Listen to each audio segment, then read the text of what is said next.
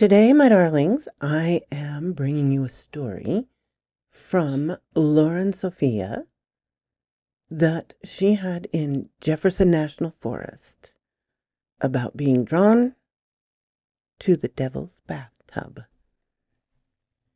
I'm writing this quickly while the details of our experience in the devil's bathtub in Jefferson National Forest, Virginia, are still fresh and clear, as I can already feel them fading on the way home to Chattanooga, Tennessee. Bear with me because, as a first-time poster, I want to make sure I present all the details as clearly as possible. The Devil's Bathtub requires multiple creek crossings. I scoped the trail on several different websites, and as a frequent rock climber, crawler, and hiker, I felt like we would be up to the challenge. I knew that, as a group of two women in their early 30s and two preteens, we would be a bit slower than what the website suggested. But again, I felt no insecurities.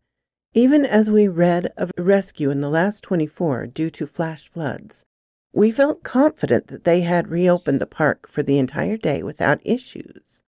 There was no chance of rain, and we brought our phones in waterproof cases with full charge as backup flashlights, in the event we needed them.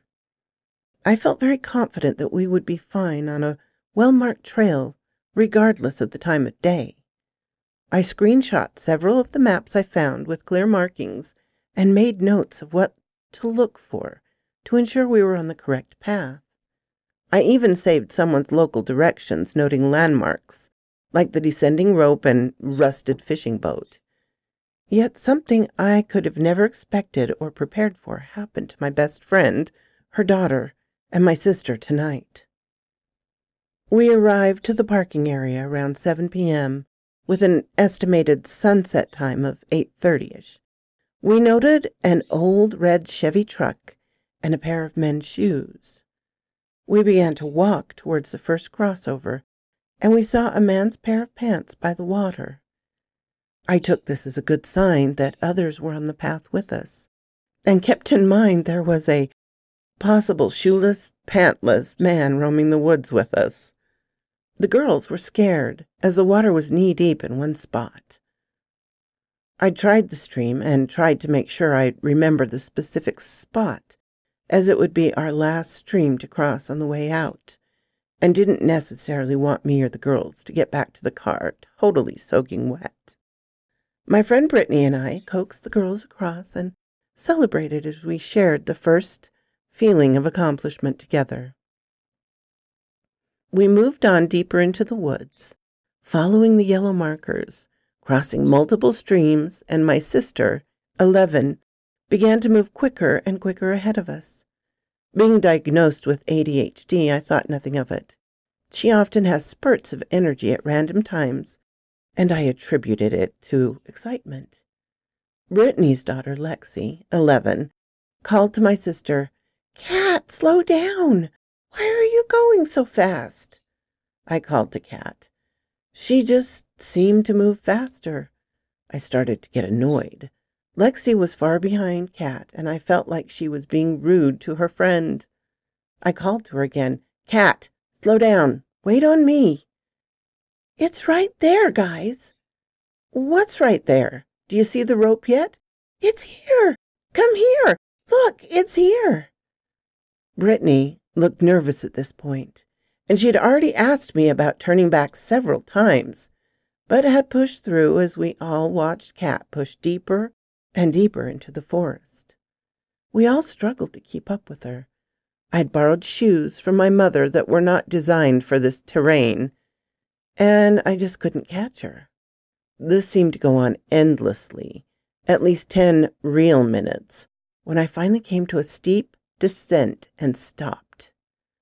Brittany very politely and calmly begged the three of us to start back, and momentarily I felt a tinge of worry too.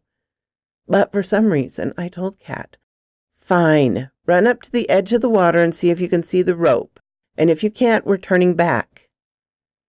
Kat took off down the trail and quickly reached the edge of the next crossover, and as I yelled, "Can you see the rope?" she disappeared. not necessarily in front of me, but she was standing at the edge. Then she was not. Maybe I looked down at my footing, maybe I blinked. I can't remember, but she was gone. I told Brittany that I was going to get her. I was mortified that she kept running ahead. It wasn't something she usually did. She usually stuck alongside her friend while mildly yet consistently complaining about being tortured in nature away from her precious iPhone and TikTok, like every other 11-year-old girl. But this was different. I called to her, "Cat? Cat!" I began moving faster and listening for her to jump out and prank me, like she loves to do. I couldn't hear anything. I moved even faster, not even thinking about Brittany and Lexi at this point. My mind raced. I thought about the man's pants and shoes.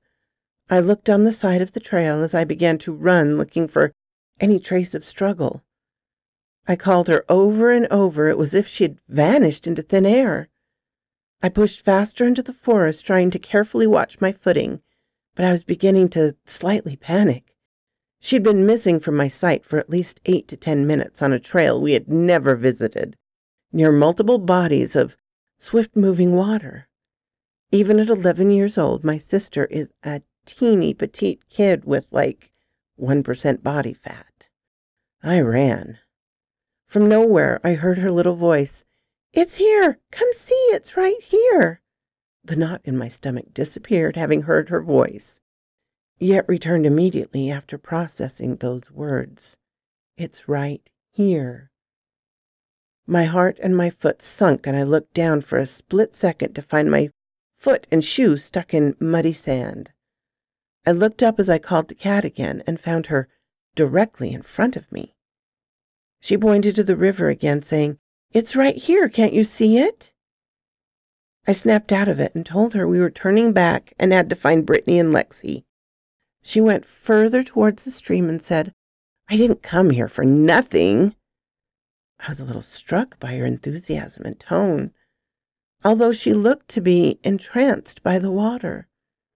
I convinced her to turn her body from the edge, and at that moment Brittany and Lexi appeared from the thick of the forest. "There's other people behind us. I feel fine, let's go," Brittany yelled as we embarked on yet another crossing. Kat ran ahead again, seemingly fearless, and once again out of my sight. I ran angrily, yelling about taking her phone when we returned to the car. She pushed on. This threat is usually enough to send her into World War III with me over her phone, but she pushed on. We saw another older couple on their way back as I watched Kat cross another stream and asked how much longer. Feeling reassured by their age, "Just 2 more crossings, and you're there." We pushed on even deeper, trying to keep up with Kat as she fell in and out of our view. We finally arrived to the Devil's Bathtub and took a dip in the water as the younger couple who had been behind us dove in from the rocks above for a few moments. We enjoyed the beautiful blue water, and then both Brittany and I felt an overwhelming feeling to get back to the car before it was too dark. This was about 8:50 p.m. We started back with the younger couple on our tail. We hiked by daylight for some time before finally turning on our flashlights. The younger couple passed by us at some point, Kat still pushing forward, but not nearly as quickly or as far ahead as before.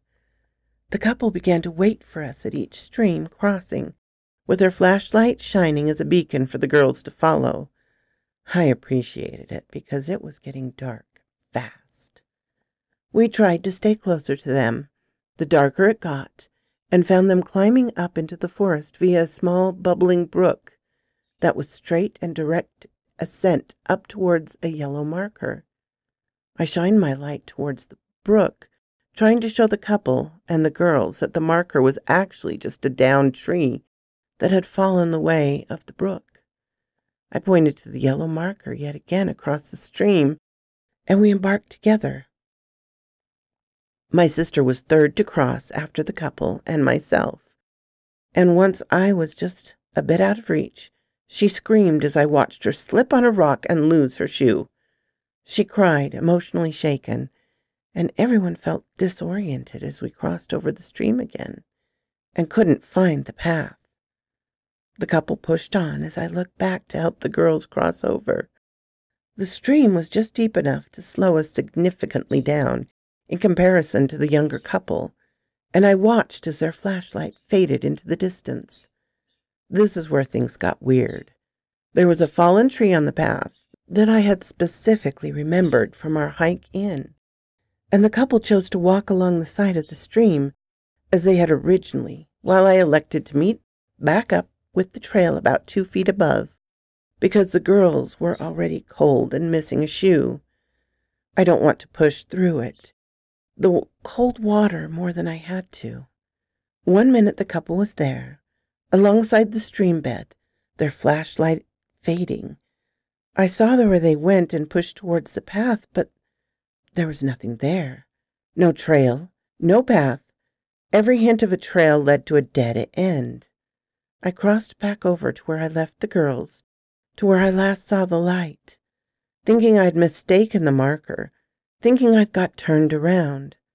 Side note, I'm 30 years old and my only talent is visual memory. I've hiked through riverbeds my entire life and have never once gotten turned around. My family and friends trust and know me to be the visual mapper on any hike, bike, or walk.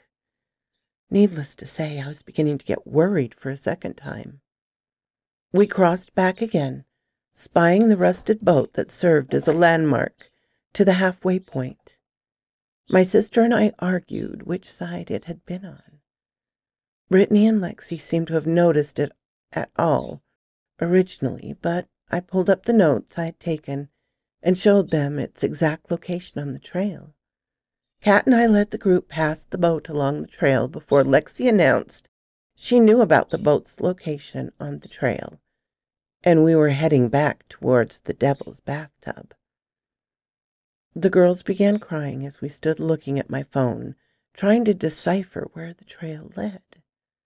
I employed some of my teacher tactics and tried to encourage the girls about how this would be a great story and was a great adventure to experience with our closest friends.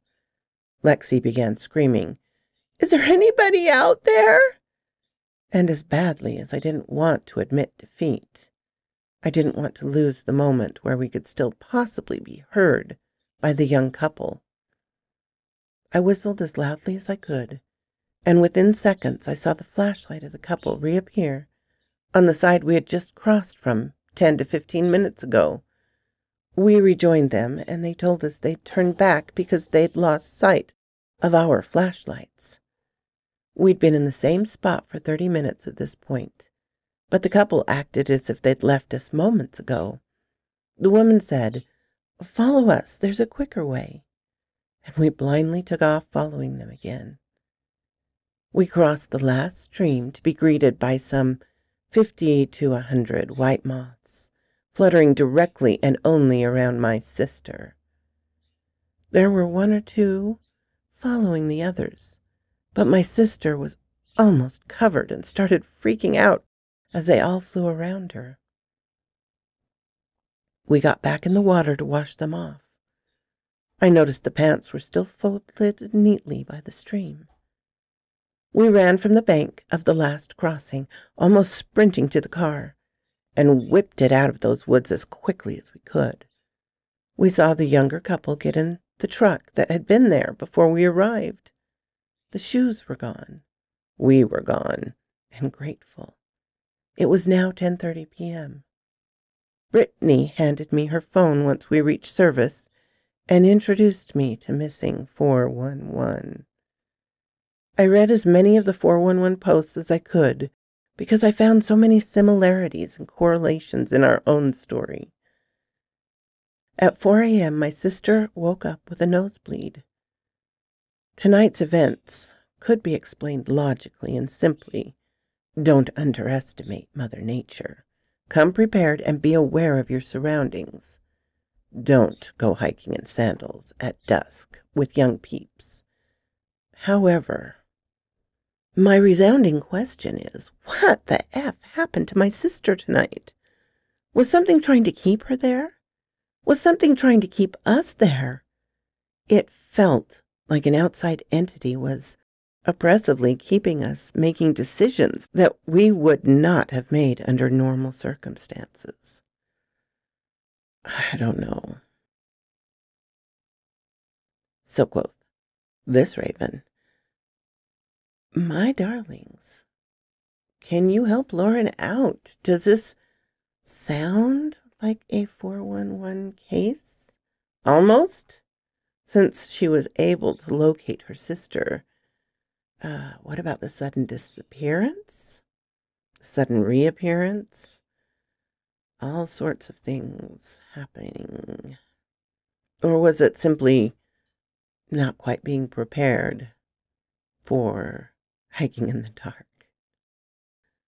Let me know what you think down in the comments. And if you have not subscribed, please do so. Apparently half of you have not. If you subscribe, I promise I will hunt up more 411 content for you.